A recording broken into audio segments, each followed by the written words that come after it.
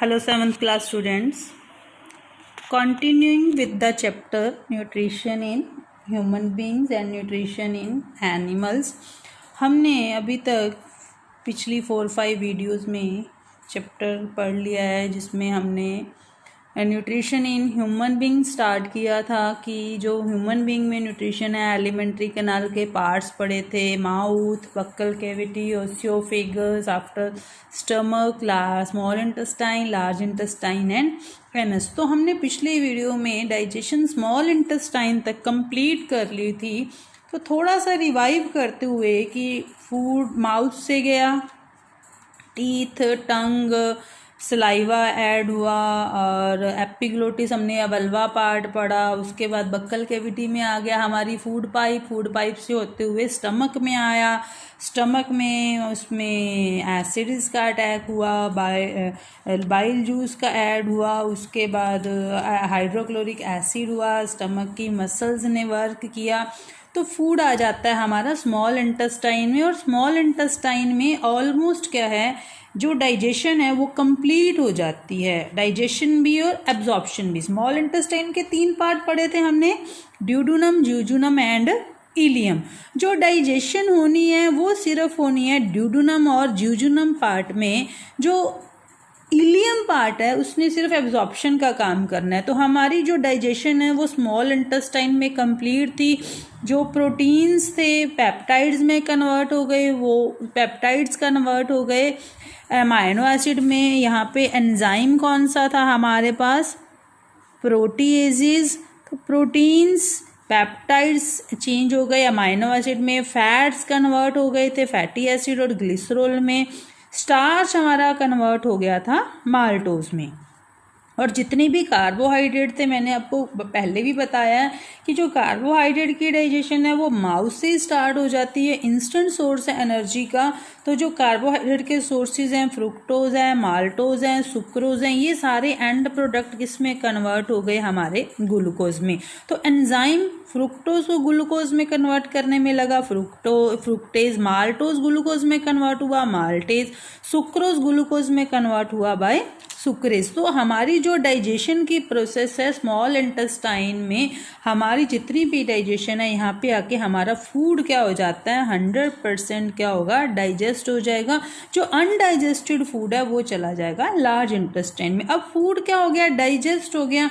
Digestion के बाद क्या होनी है, इसकी एब्जॉर्प्शन होनी है। तो एब्जॉर्प्शन होगी इनर लाइनिंग से स्मॉल इंटेस्टाइन की। जो इनर लाइनिंग है, इनर लाइनिंग जो इलियम थर्ड पार्ट है, फर्स्ट पार्ट था ड्यूडेनम, सेकंड पार्ट था ज्यूजुनम, थर्ड पार्ट है हमारा इलियम। तो इलियम ने क्या करना है, स्मॉल इंटेस्टाइन में एब्जॉर्प्शन में जो फूड हमारा डाइजेस्ट हो गया है, न्यूट्रिएंट के साथ मिक्स हो गया है, तो वो पूरी बॉडी में क्या होगा, एब्जॉर्ब हो जाएगा, ब्लड कैपिलरीज के साथ क्या हो जाएगा, मिक्स हो जाएगा। तो small intestine has villi that increase the surface area. तो स्मॉल इंटेस्टाइन में क्या प्रेजेंट है, विलाई प्रेजेंट है, जो क्या करेंगे, सरफेस एरिया क्या कर देंगे, इंक्रीज कर देंगे, जिससे एब्जॉर्प्शन की प्रोसेस क्या हो जाएगी, फास्ट हो जाएगी। और विलाई है क्या, एक नेटवर्क है ब्लड कैपिलरीज की।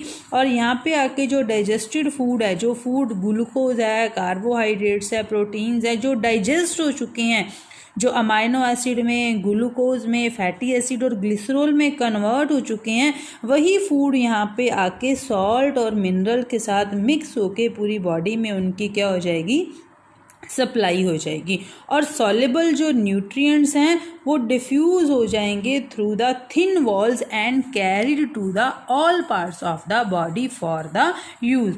आई show you the diagram. This is the diagram of villi that are present on the small intestine surface in the ileum part. These are just villi villus that increase the surface area। और ये किसके बने हैं, blood vessels के, blood nerves के। ये circular folds हैं, जैसे नाम से अंडरस्टूड है, हमने पढ़ा स्मॉल इंटेस्टाइन। स्मॉल इंटेस्टाइन नाम इसका स्मॉल इंटेस्टाइन है, लेकिन ये क्या है एक्चुअल में इसका जो साइज़ है पूरे डाइजेस्टिव सिस्टम के साइज में इसका साइज सबसे बड़ा होता है। तो इसमें क्या, अगर हम एक सिंगल वेलस का स्ट्रक्चर देखें, see this is a single Wallace, तो इसके बाहर कवरिंग आ गई हमारी एपिथेलियम की, और ये अंदर क्या है इसके ब्लड कैपिलरी, और सिर्फ इन्होंने क्या करना है सरफेस एरिया क्या कर दिया, तो कितने सारे विलाई क्या है प्रेजेंट है, नेटवर्क है फोल्ड्स का, और ये सरफेस क्या कर देंगे इंक्रीज कर देंगे, जिससे क्या है इजीली ट्रांसपोर्टेशन हो जाएगी फूड की ब्लड वेसल से डिफरेंट ऑर्गन्स जहाँ पे इनको हमने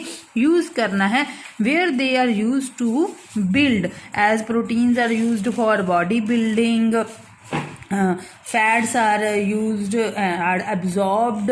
Now after that the food goes to the large intestine. Here we completed the small intestine, villi, soluble nutrients. After that the food moves to the large intestine. Large intestine is a 1.5 meter long wider tube. Here comes the first comes the undigested food.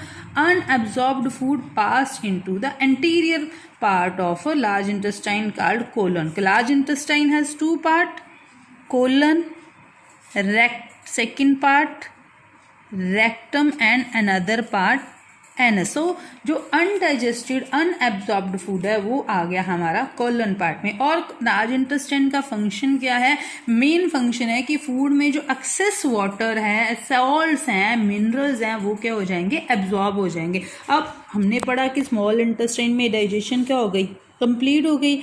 जो digested food है minerals के साथ और salt के साथ क्या हो गया मिक्स हो गया, और पूरी बॉडी को क्या हो गया सप्लाई हो गया। आफ्टर दैट फूड आ गया हमारा लार्ज इंटेस्टाइन में। तो लार्ज इंटेस्टाइन ने क्या किया कि जो भी अनडाइजेस्टेड फूड अनएब्जॉर्ब्ड फूड है वो कोलन पार्ट में इकट्ठा हो गया, और उनमें से जो एक्सेस ऑफ वाटर और सॉल्ट है वो क्या हो जाएंगे, जो इनर लाइनिंग है कोलन की वो क्या कर लेगी एब्जॉर्ब। और semi solid waste, solid waste और सेमी सॉलिड वेस्ट कहाँ पे आ जाएगा हमारा रेक्टम पार्ट में, और रेक्टम पार्ट से ये सीधा मूव करेगा एनस पार्ट में, और फीकल मैटर की फॉर्म में ये क्या है बाहर डिस्पोज होगा। Next last process of our digestive system is egestion.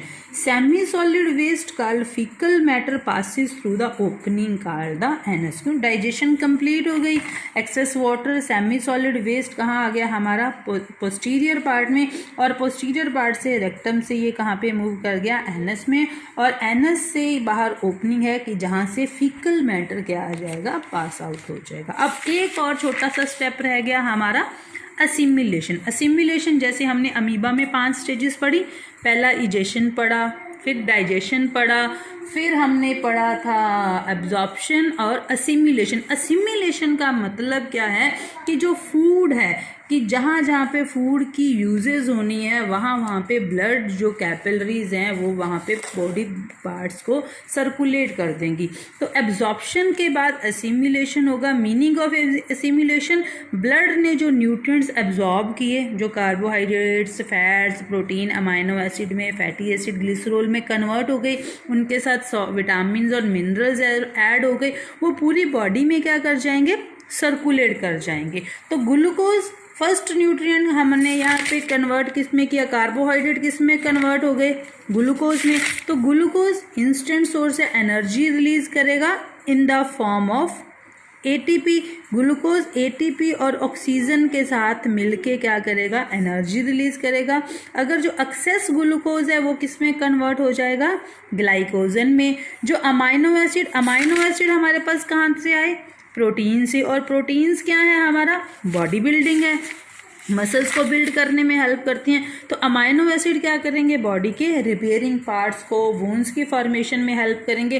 Fatty acid and glycerol that come from the fats, जो हम बटर खाते हैं, तो उन्होंने क्या किया सिंथेसिस की हमारी सेल मेम्ब्रेन की। वाटर, मिनरल और salt that are act as a regulator, जो हमारी बॉडी में डाइजेशन की प्रोसेस को क्या करते हैं रेगुलेट करते हैं। Here our digestive system is completed. In the next video we study how digestion takes place in ruminants.